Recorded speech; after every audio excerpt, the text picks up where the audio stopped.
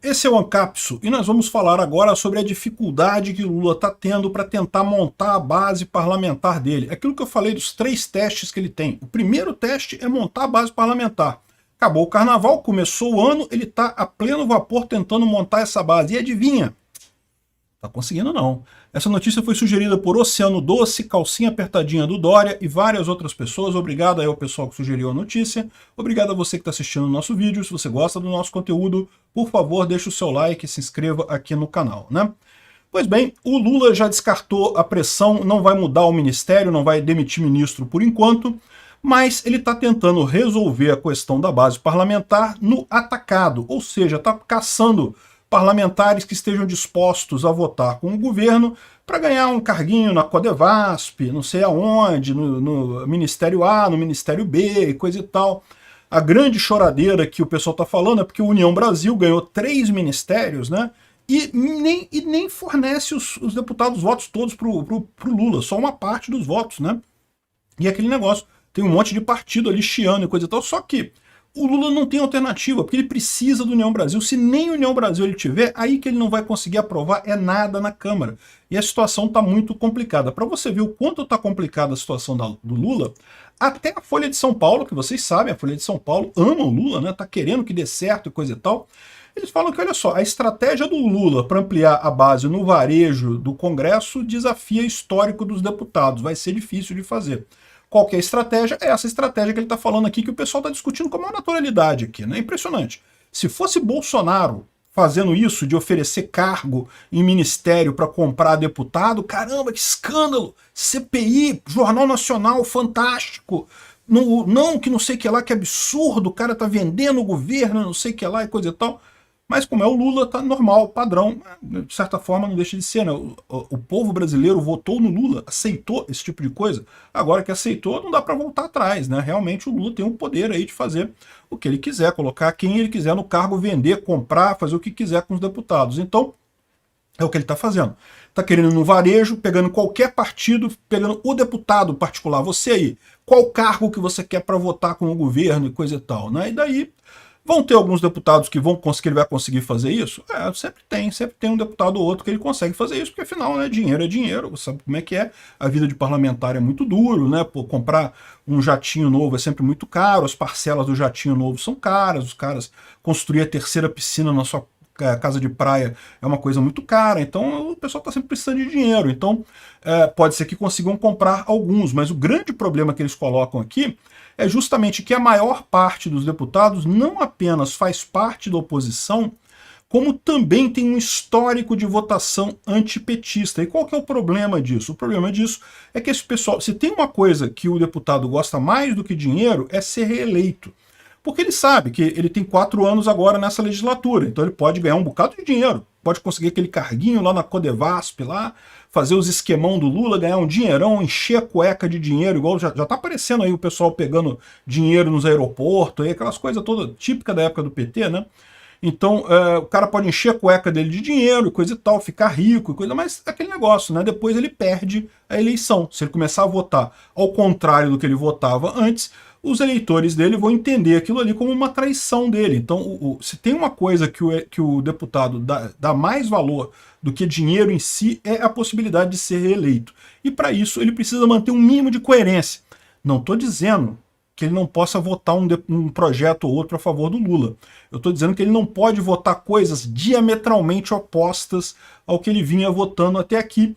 E é o que eles estão dizendo aqui, que a maior parte dos deputados do PL, PP e coisa e tal, está com esse problema. Eles têm um padrão de votação muito diferente. Ele cita, por exemplo, aqui a Silvia Cristina, que é do PL de Rondônia, e que ela seria um parlamentar ao contrário, que tem o tipo de votação mais próximo do PT. Só que na legislatura passada ela era do PDT. Ela mudou do PDT para o PL e se elegeu novamente pelo PL e agora mudou a orientação dela. Então pode ser que na legislatura passada ela estivesse votando desse jeito porque estava no PDT. Agora que ela está no PL, pode ser que ela vote diferente.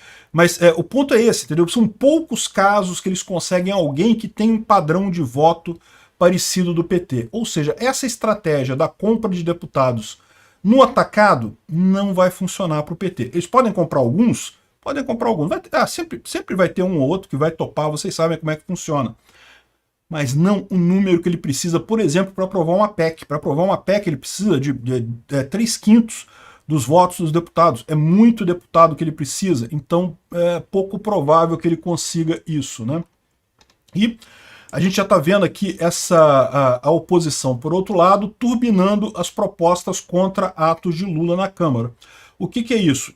A legislatura começou agora, começou em fevereiro. E começou em fevereiro, veio carnaval. Então, ou seja, até aqui a verdade é a seguinte, nem funcionou o Congresso ainda. Essa semana, amanhã, terça-feira mais especificamente, é que deve começar de fato o ano legislativo, o Congresso deve começar a funcionar. Você sabe, aqui no Brasil, as coisas começam a funcionar depois do Carnaval e o Congresso não funciona na segunda-feira, então hoje não tem ninguém lá, mas amanhã, terça-feira, é capaz de já ter quórum lá para alguma coisa, né? Só que, nesse meio tempo, já existem 129 projetos visando derrubar atos do Lula. O que é isso? O que é esse tipo de projeto? O Lula fez um decreto qualquer, o Congresso ele pode fazer um decreto legislativo derrubando o ato do Lula. Se for votado pela maioria do Congresso, isso derruba o ato do Lula. Com o Bolsonaro fizeram isso também.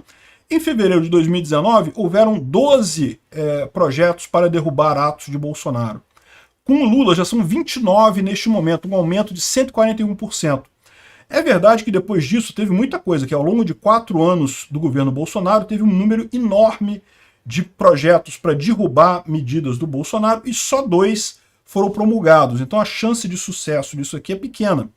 Mas lembra, Bolsonaro, principalmente nos primeiros períodos aqui, ele tinha ainda um Congresso meio de oposição a ele.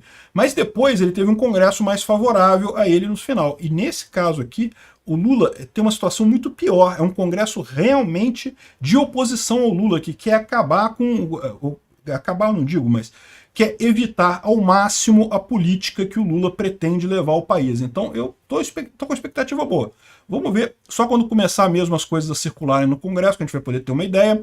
A gente sabe que o Lula vai ter que mandar 2 reformas importantes. Uma delas é a questão do equilíbrio fiscal, como é que vai ser o novo equilíbrio fiscal, qual a solução mágica do Haddad para o teto de gastos, que eu já falei para vocês.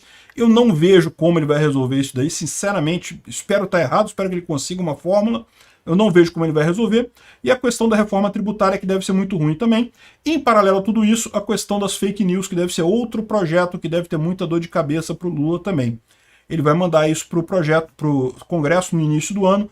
Tão logo a gente tenha essas propostas materialmente, eu vou fazer vídeo sobre elas, explicando o que tem, o que tem ali, o que não tem, o que tem de bom, o que tem de ruim. O fato é que o prospecto do Lula não é bom não, hein? Eu tô achando que ele vai ter trabalho com isso daí. Vamos acompanhar pra gente ter certeza. Obrigado por assistir o vídeo até o final. Além de curtir, compartilhar e se inscrever no canal, considere se tornar patrocinador com valores a partir de R$ 1,99. Clique no botão Seja Membro abaixo para saber as condições e vantagens de patrocinar o canal. Mais informações sobre o nosso projeto, visite nossos sites indicados na tela.